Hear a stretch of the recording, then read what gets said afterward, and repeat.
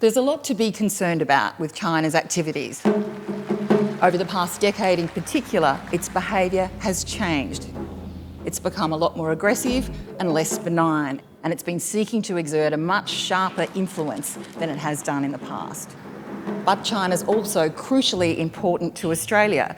Our exports to China are worth $150 billion a year, so it's a complicated relationship, despite some of the oversimplified rhetoric of recent times. The government says building back our diplomatic and trade relationship is crucial to preventing war, and it says the same about our military capability. It's arguing that building military capability will not only help prevent war, but in the event that it happens, it will protect us. I'm Karen Middleton, the Chief Political Correspondent for the Saturday paper, and I'm here talking about Australia's relationship with China and why it is so tricky. We've been encouraged in the recent past to see these things as black and white, that China is either the enemy or a friend. And the Albanese government is arguing that that's far too basic and too binary, that we are friends and trading partners, but that we are also concerned about China's behaviour. It is a hugely important relationship for Australia in trade terms. It's our largest two-way trading partner in goods and services and accounts for about 1/3 of Australia's global trade. We sell a range of commodities to China: iron ore, beef, lobsters, wine, barley. Right across the board, it's become a massively important trading partner. And critics have raised that in recent years, that we've become too reliant on China as a single buyer of our goods and neglected other potential markets as a result, particularly around Southeast Asia to our north. So there's a new effort to really boost our trade and security ties in some of those places. But the government doesn't want that to be to the detriment of the China relationship. That relationship has been badly damaged in recent years due to a range of misunderstandings. So now there's an effort to try and build trust once again between the Australian and Chinese governments. And that's particularly challenging when each side has accused the other so publicly of acting in bad faith. The serious breakdown in that relationship goes back about 5 years when Australia passed its new foreign influence and foreign interference laws. China saw itself as the target of those, and really it was. It pushed back very hard against those laws, and we started to see a series of trade bans roll out one by one that affected our exports really right across the economy. Now, China was careful not to deliberately link those trade bans to what Australia had done with its own domestic security laws, but it was widely seen in that context. There are trade rules that prevent this kind of behaviour, but because of the way China did this, it was difficult to prosecute a case against them. There were things that were held up on the docks in China, things that just didn't go as smoothly as they used to, and then increasingly just an outright pushback. In the middle of that trade freeze, the previous government, coalition, were really ramping up the rhetoric against China. In Australia, it is clear that the Chinese Communist Party is working to covertly interfere with our media, our universities, and also influence our political processes and public debates. Being so entangled with an authoritarian regime has left our nation open to economic blackmail and boycotts. My government will never be the preferred partner of a foreign government, Mr Speaker, that has chose to intimidate this country and has sought to threaten this country, Mr Speaker. The only way that you can preserve peace is to prepare for war. China's activities are a worry.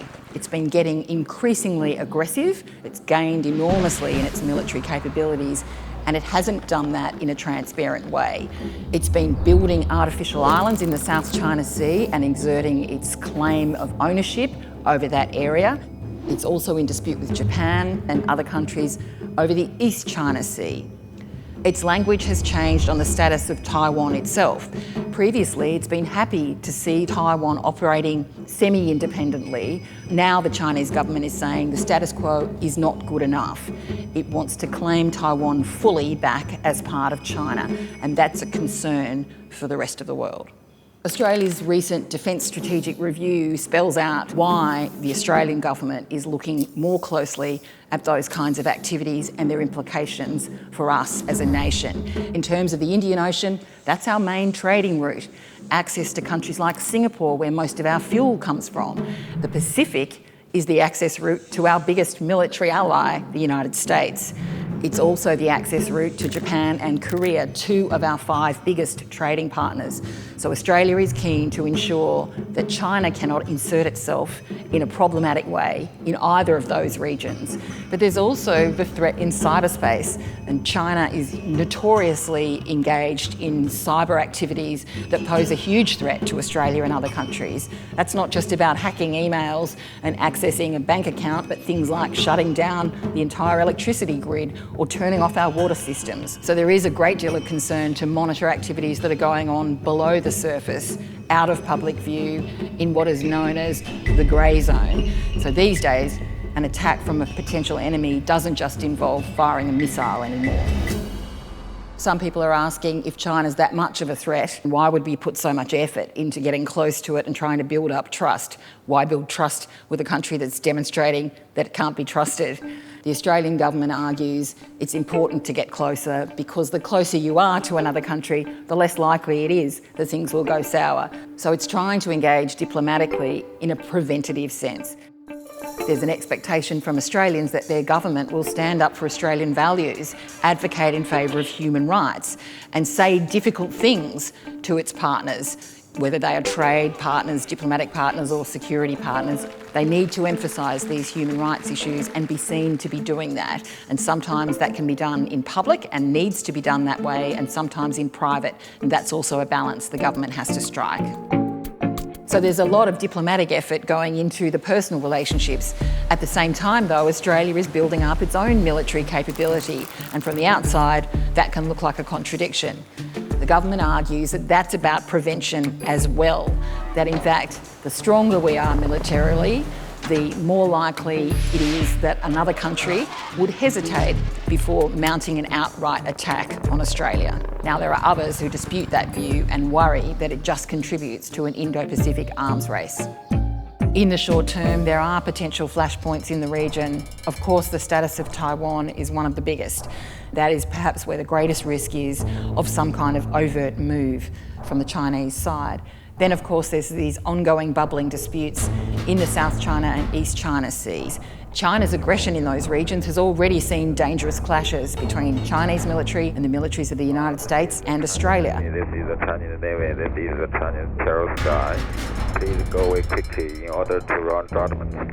I am a United States military aircraft conducting lawful military activities. So there's a big emphasis on the risk of misunderstandings, that it doesn't have to be an overt, a direct attempt to attack or a decision to go to war, so much as just a miscalculation. Even world leaders with access to nuclear codes can misread the signs and make a bad decision with huge implications. In the end, that's really why the Australian government in Canberra is working so hard to rebuild its ties with Beijing, so that the first response to that scenario is discussion, and the first buttons that are pressed are on a telephone.